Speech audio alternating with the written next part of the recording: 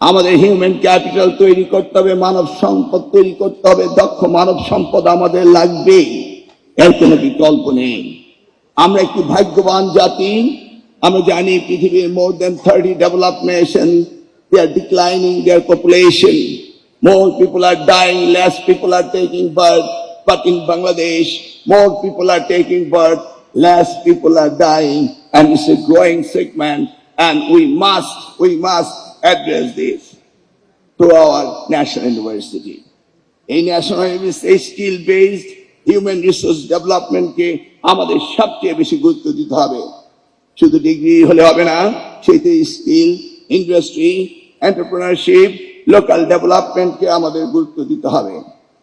আমরা এমন একটি স্ট্রাকচার করতে চাই এডুকেশনে, যেখানে একাডেমিক নলেজ থাকবে নিয়ারলি 40% এবং প্র্যাকটিক্যাল এন্ড প্রফেশনাল থাকবে 30%, 20% ইন্টার্নশিপ, ফিল্ড ওয়ার্ক আর প্রজেক্ট বেসড লার্নিং থাকতে হবে, এবং 10% থাকতে হবে entrepreneurship, soft skill and career development and প্রিপারেশনে থাকতে হবে।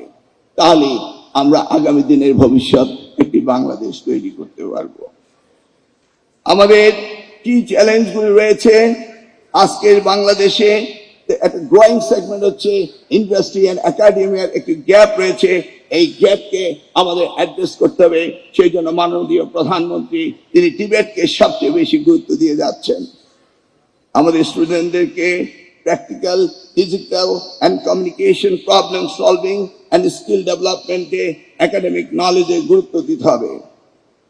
আমরা চাই আমাদের এই বিশ্ববিদ্যালয়গুলো যেন আগামী দিনে মার্কেট বেসড ডিমান্ডের উপর নির্ভর করে তারা যেন কারিকুলাম দেয়, সেইভাবে যেন তারা এগিয়ে যায়, সেটা আমরা আশা করব। আমরা আশা করব এই ন্যাশনাল ইউনিভার্সিটি সেখানে এই কমিউনিটি কলেজ কনসেপ্ট যেটা রয়েছে, 2 years তারা লার্নিং করবে এবং একাডেমিক ফিল্ডে কাজ করবে, then they will go for another 2 years for graduation.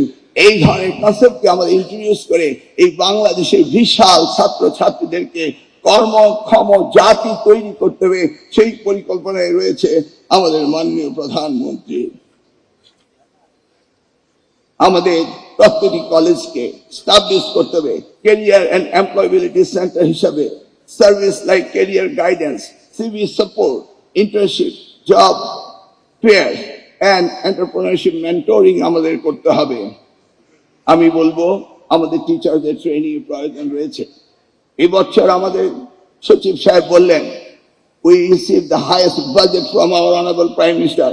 তিনি কমিটমেন্ট করেছিলেন গ্র্যাজুয়ালি জিডিপির 5% শিক্ষা মন্ত্রণালয়ে দিবেন। আমরা দেখেছি গত 55 বছর আমরা পেয়েছি লেস দেন 2%।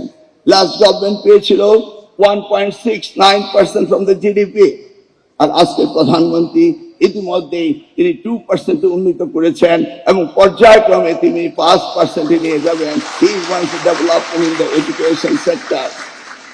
সেই দিকে লক্ষ্য করে আমরাও শিক্ষা মন্ত্রণালয় যে ভঙ্গ শিক্ষা ব্যবস্থা রেখে গিয়েছিল, সেটাকে ডেভেলপমেন্টের জন্য আমরা কাজ করে যাচ্ছি। আমরা প্রতিজ্ঞাবদ্ধ এই জাতিকে উন্নয়নের অগ্রশিক্ষা নিতে হলে শিক্ষার কোনো বিকল্প নেই, সেই জায়গায় আমরা কাজ করব। মাননীয় প্রধানমন্ত্রী আপনাকে সেই আশ্বাস আমরা দিতে পারি। আমাদের গোল হচ্ছে যে শুধু গ্রাজুয়েট তৈরি করা নয়, আমরা চাই কর্মক্ষম জাতি এন্ড স্কিল বেসড এডুকেশন দিয়ে আমরা এই জাতিকে যেন গঠন করতে পারি। মাননীয় প্রধানমন্ত্রী আপনি বলেছেন উই হ্যাভ এ প্ল্যান। আমি জানি আপনার প্ল্যান শুরু হয়েছে এই শিক্ষা ব্যবস্থা দিয়ে, যেটি করেছিলেন আমাদের দেশমাতা বেগম খালেদা জিয়া। তিনি এই শিক্ষাকে সবচেয়ে বেশি ভালোবাসতেন। আমরা কাজ করেছিলাম।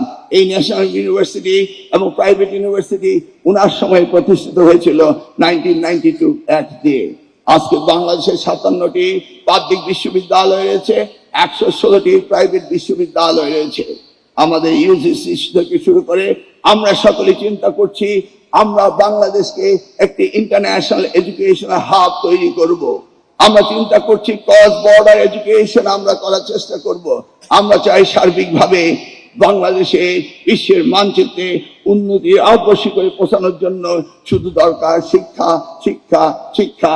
এবং এই বিষয়টিকে আপনি আন্তরিকতার সাথে ভালোবাসেন, তাই আমার দৃঢ় বিশ্বাস বাংলাদেশ এগিয়ে যাবে। আগামী বাংলাদেশ গর্ব ইনশাল্লাহ।